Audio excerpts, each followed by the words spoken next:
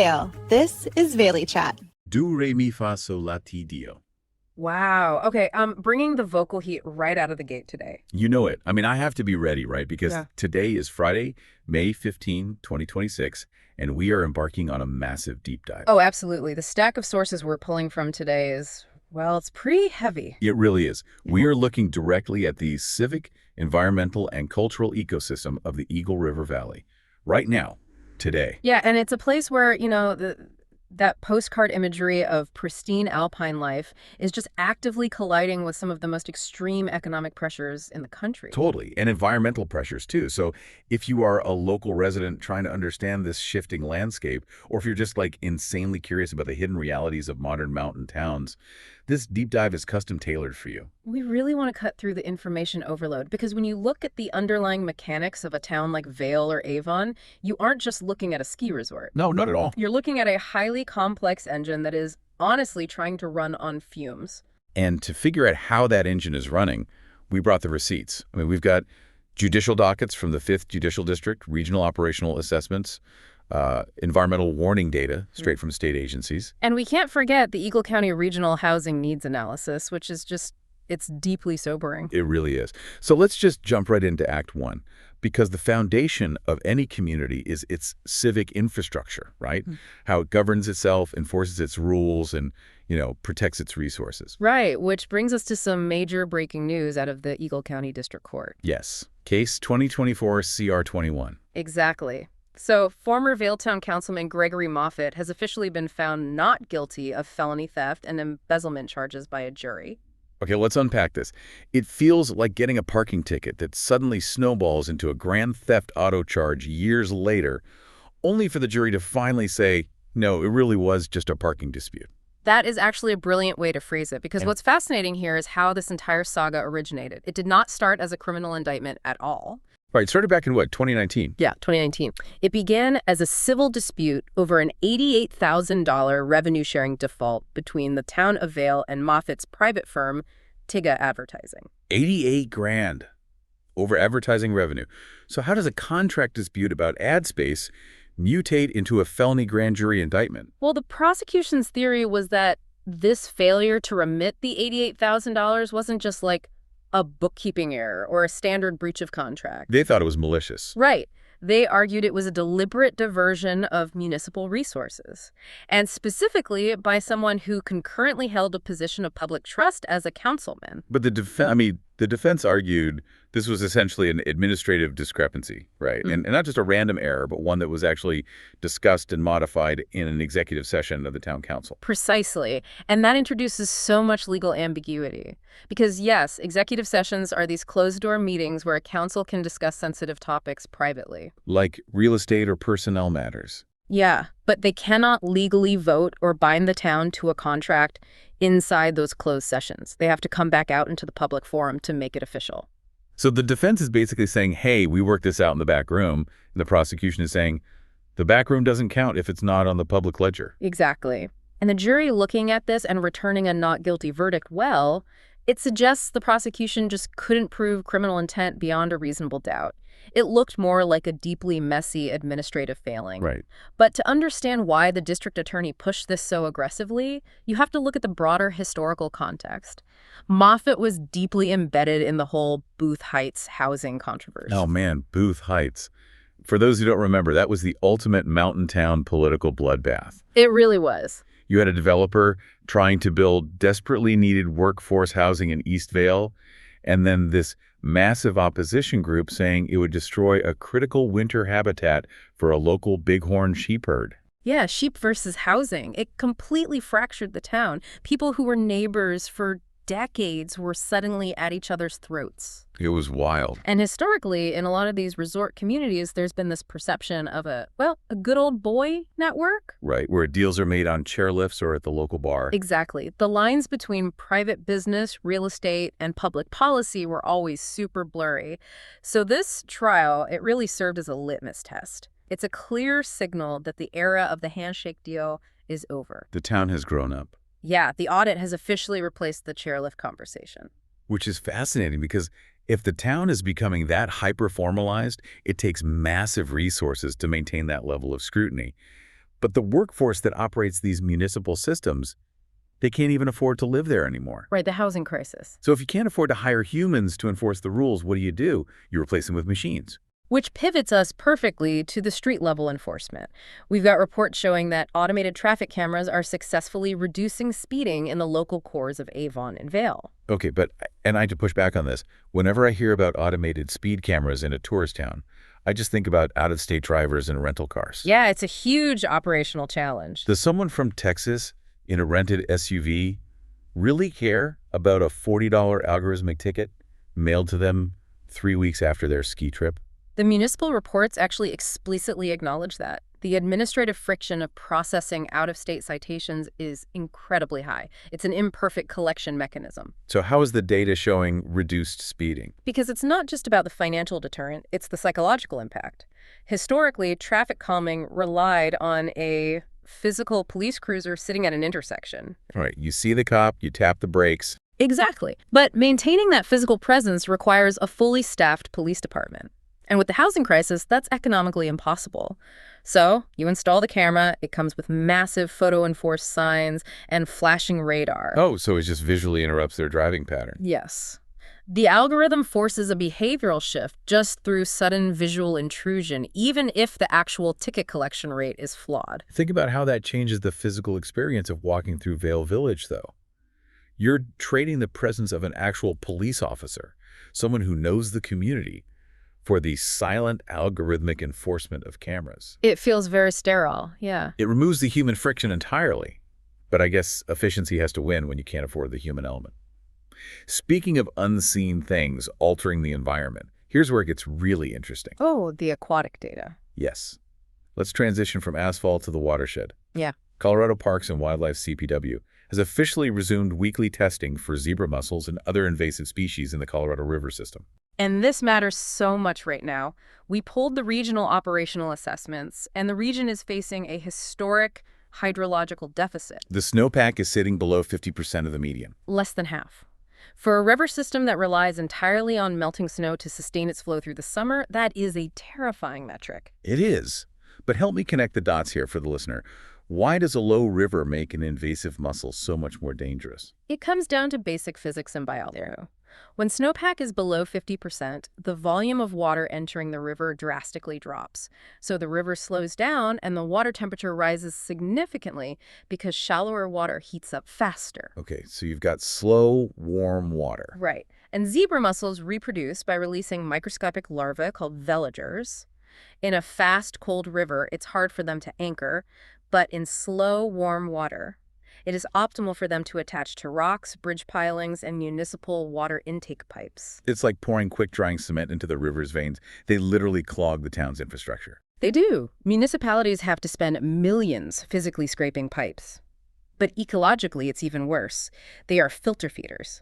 A single mussel can filter a quart of water a day, stripping it of plankton. Which is the base of the food web. So the native fish, the trout, they starve. Exactly. And Colorado has a billion-dollar angling industry under immense stress. Trout need cold, oxygenated water. The low water volume is already suffocating them. Wow. Introducing zebra mussels right now could be the tipping point for total ecological collapse. That's why CPW is testing every single week. It's a desperate frontline defense. So the snow doesn't fall, the river drops, the water gets warm, the mussels take hold, and a billion-dollar ecosystem shatters. Yeah. It's a cascading failure. It really is. And what's crazy is that while the environment is incredibly vulnerable, the human footprint built on top of it, the real estate market, is just exploding. Which brings us to Act 2. The Eagle County Regional Housing Needs Analysis. The numbers here are just staggering. Staggering is the word. Let's look at the median home price in Eagle County in 2023. Over $1.3 million. And you might think, well, that's just the mega mansions in Vail skewing the data. But the report controls for that.